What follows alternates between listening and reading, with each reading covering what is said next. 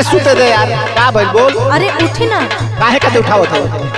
हाउ देखा तानी सजड़े से भैंस बोलत या। तो बोले दे, तोरा से तक कमे ना बोलत या। चाऊ चाऊ कइले है। खाए खातिर खरी भूसी भुखाइल बिया।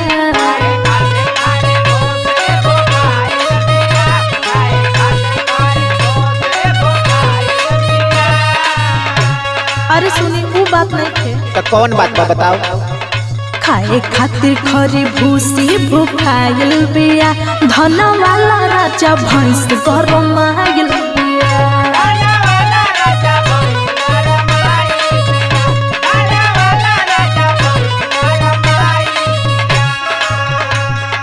तो सुन हमार बात सुन तो। बोलो। कहाँ खोजे जाई गावे गावे भैंसा गोरी।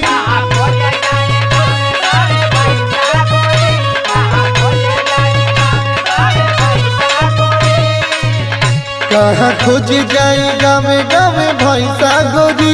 हम सीमा डाला बाई देख के पैसा गोरी।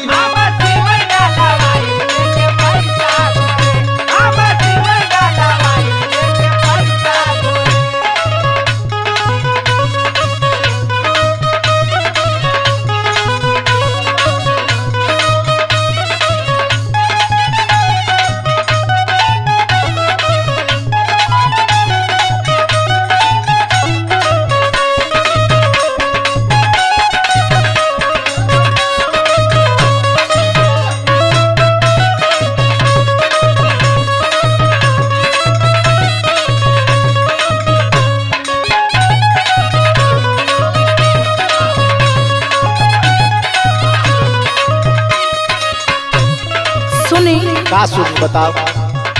मने इतना ही बोलत या कि सुन के कान पाक गइल बा। तोरा बोलला से तो लगत है हमार कपार फाट जाई। चाऊ चाऊ दिनवा भर कइले रहेले। सुन का कहे के बा। कल्हिया साझी से सहिया हो बोले। बांधल कुटवा पयने ओने डोले।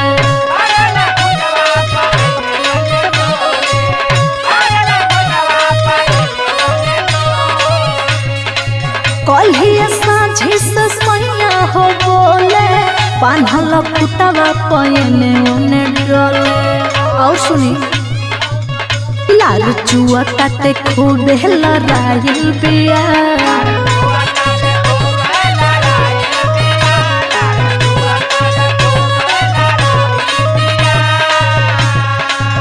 लाल चुआ काटे खूबे लड़ाइल बिया। धन वाला राजा भैंस गरमाइल बिया।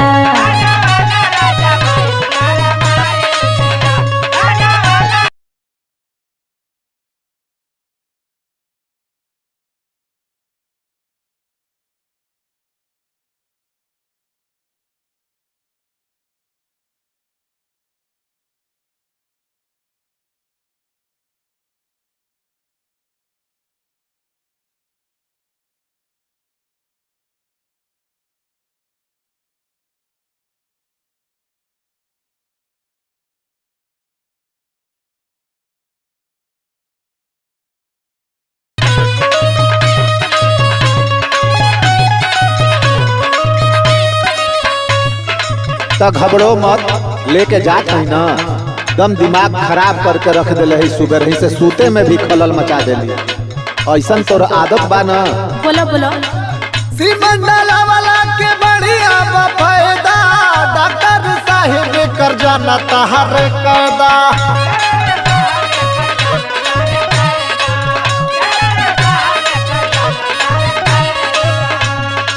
सीमंडला वाला के बढ़िया फायदा। डॉक्टर साहेब कर जाना तहर कायदा। बुझ राहुल के ना तू वैसा वैसा गोरी।